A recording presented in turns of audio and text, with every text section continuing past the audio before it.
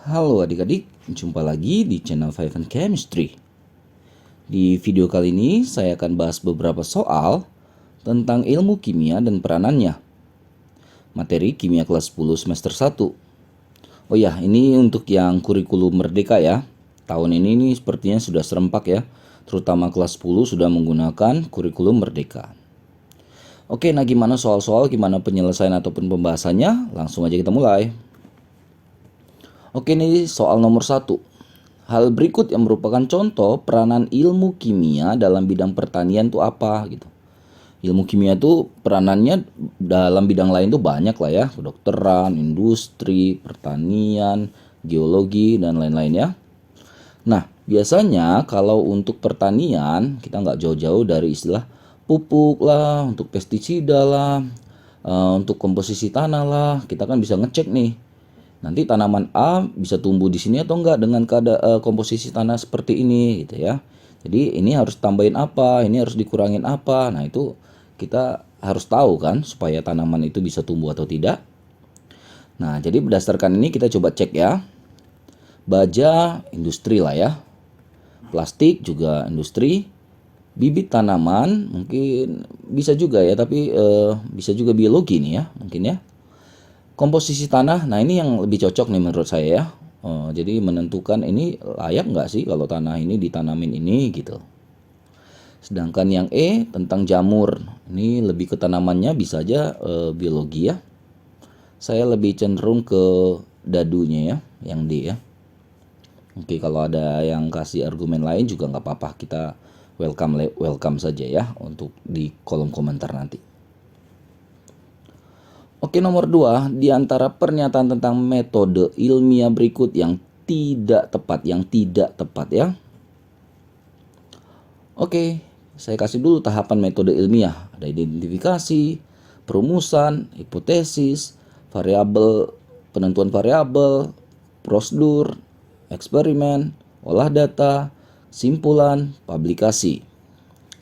Kalau kita lihat yang A, tadi yang tidak tepat ya, hati-hati nih. Metode ilmiah merupakan metode yang biasa dipakai para ilmuwan untuk dalam memecahkan masalah. Ya jelas, benar sekali nih ya. Perumusan masalah dapat merupakan hasil dari observasi atau gejala yang terjadi secara berulang. Perumusan masalah bisa observasi, bisa literatur ya, literasi ya, dari penelitian-penelitian sebelumnya, itu boleh. Hipotesis dapat dirumuskan lebih dahulu sebelum masalah ditemukan. Nah, ini udah jelas salah ya. Apa yang mau dihipotesis kalau masalahnya belum ada gitu. Jadi kita temukan dulu masalah, identifikasi masalah itu, baru nanti di berikutnya bisa buat hipotesis atau dugaan sementara. Jadi ini udah pasti yang salah ya. Coba kita lihat yang D ya. Penentuan jenis variabel penting dalam merancang eksperimen. Iya, wajib lah harus ada variabelnya ya. Kontrolnya mana, terikatnya mana, variabel bebasnya mana. Klasifikasi atau pengelompokan merupakan salah satu kegiatan dalam proses analisis data. Kalau udah lakukan percobaan atau eksperimen kan kita dapat data. Data itu supaya enak tuh kita kasih pengelompokan supaya gampang pengolahannya ya. Jadi ini benar. Karena yang ditanya tidak tepat berarti yang C ya. Nomor 3, sikap-sikap berikut yang bukan. Nah, ini hati-hati nih dengan kata-kata tidak, bukan gitu ya. Merupakan sikap ilmiah yang dituntut dalam mempelajari ilmu kimia adalah, sebenarnya sikap ilmiah itu banyak ya. Jadi ada jujur, disiplin, terbuka, toleran, optimis, berpikir kritis, rasa ingin tahu, objektif, tekun, masih ada lagi lah dan lain-lain ya. Jujur, jadi kalau ada hasil percobaan ya dia catat apa adanya, ya harus seperti itu. Ini yang benar. Nggak bosan, dia ulang-ulang terus, tekun dia nih. Mempertahankan pendapat, bagus, walaupun pendapat tersebut tidak sesuai dengan fakta. Nah, ini janganlah, kita harus open minded lah ya. Kalau ada masukan-masukan ya kita terima, kita nggak boleh kekeh ya terhadap fakta pendapat kita, padahal pendapat kita itu salah gitu. C dulu simpan. Melakukan pengamatan secara teliti udah pastilah ya, itu bagian dari sikap ilmiah. Melakukan langkah-langkah penemuan secara disiplin, nah udah pasti ini benar. Oke, yang C ya, yang bukan ya. Lalu ini yang terakhir 4, 5, 6 ya, ada 3 soal. Cermati wacana berikut untuk menjawab soal nomor 4, 5, dan 6. Informasi berikut menunjukkan komposisi produk serbuk minuman segar yang tertulis pada bungkusnya. Ini sering kita jumpain ini ya. Bahkan juga mungkin sering dikonsumsi. Ada komposisi gula, pengatur kesamaan, asam sitrat, natrium sitrat, ekstrak jeruk, penstabil natrium karboksimetil selulosa, perisa jeruk, pemanis buatan, natrium siklamat, ada juga aspartam, anti kempalnya trikalsium fosfat, ada vitamin C, ada pewarna kuning FCF Cl, pewarna tartrazin Cl. Ya, ini ada ini mungkin kode produksi kali ya. Oke, salah satu bahan tambahan yang terdapat dalam produk tersebut adalah pemanis buatan yaitu natrium siklamat dan aspartam.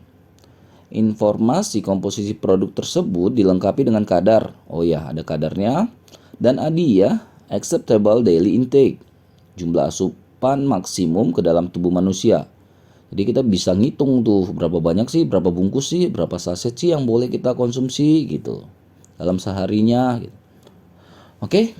Nah, nomor 4, kelompok zat kimia yang semuanya bermanfaat atau bernilai gizi bagi tubuh dari produk minuman di atas adalah bernilai gizi itu biasanya kita cari yang alami-alami.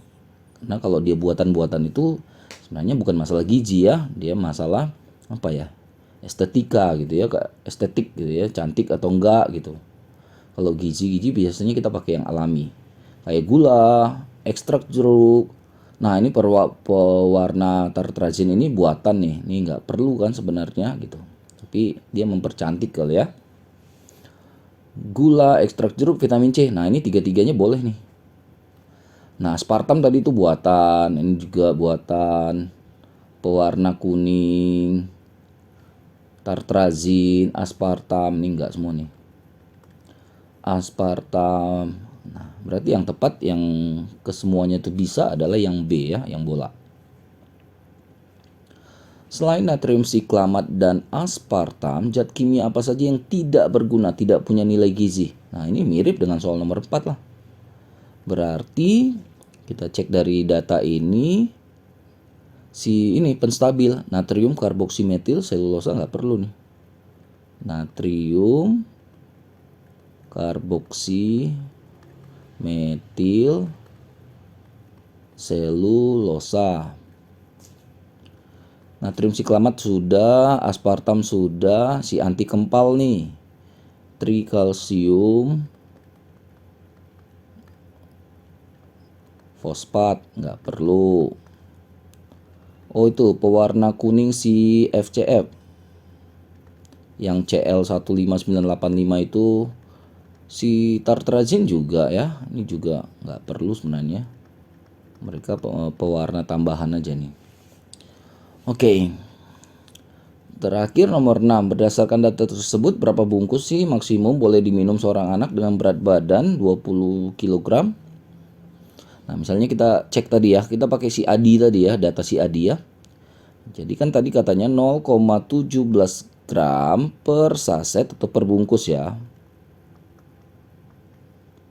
Dengan Adi 11 mg per kilogram berat badannya. Atau bisa dikatakan 1 kilogram berat badan itu bisanya 11 mg lah yang dikonsumsi maksimumnya. Nah, ternyata yang ditanya adalah untuk 20 kg berat badan. Tinggal dikali 20 kali 11. 220 mili.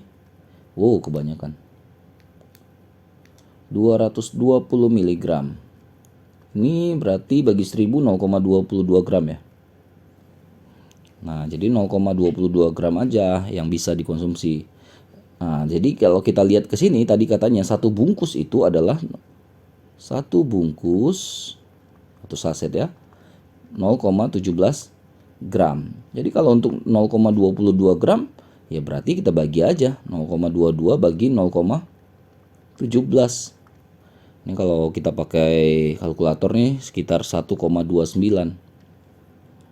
Ya, jadi bisanya itu 1,29 bungkus. Cuma kan Gimana sih 1,29 ya nggak ada. Jadi kita anggap ini satu bungkus. Jadi kita bisa ambil kesimpulan satu bungkus sajalah maksimum yang boleh dikonsumsi itu seorang anak dengan berat badan 20 kilogram.